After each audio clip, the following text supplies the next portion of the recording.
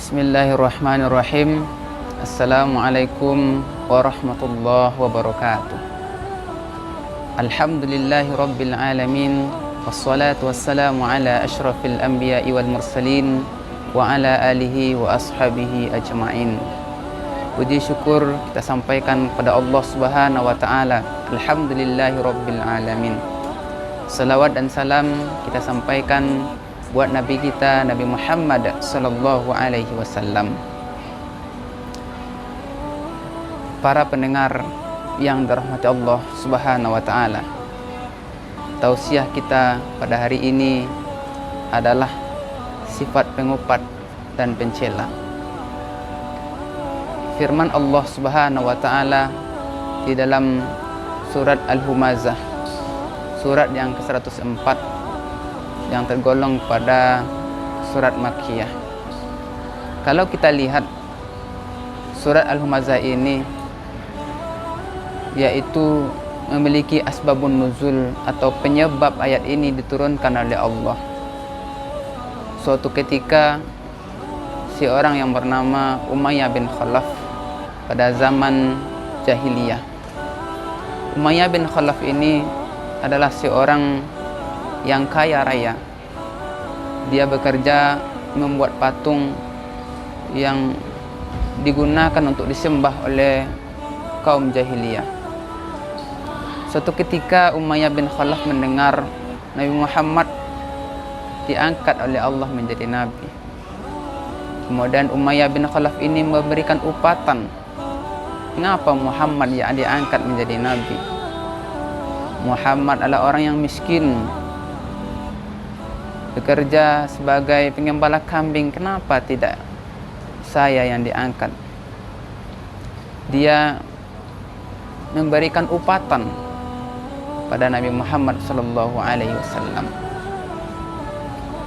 Apalagi ketika Umayyah bin Khalaf mendengar seorang budaknya yang bernama Bilal bin Rabah masuk Islam, kebencian, celaan semakin tinggi dilontarkan kepada Nabi Muhammad sallallahu alaihi wasallam dan berniat berusaha untuk mencelakai Nabi Muhammad. Maka Allah Subhanahu wa taala menurunkan ayat ini. Bismillahirrahmanirrahim. Wailul likulli humazatil lumazah.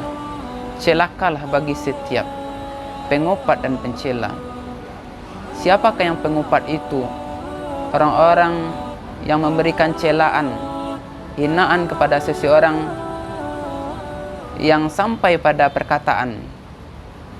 Yang kedua adalah humazah atau lumazah, yaitu orang-orang yang memberikan cacian makian yang diiringi dengan perbuatan. Itu namanya lumazah. Siapa lagi mereka? Dijelaskan oleh Allah dalam ayat selanjutnya, allazi jama'a malahu wa'addada. Orang-orang yang sibuk mengumpulkan harta, kemudian dihitung-hitung.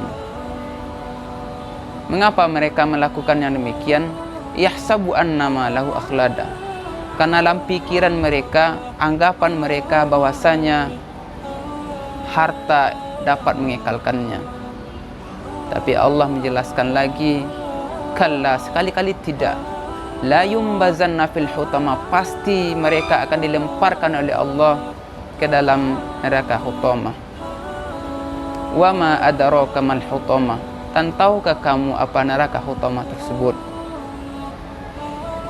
Neraka hutama adalah narullahil muqadah, api Allah yang dipanaskan, allati tattali'u 'alal afidah, yang membakar sampai ke hati.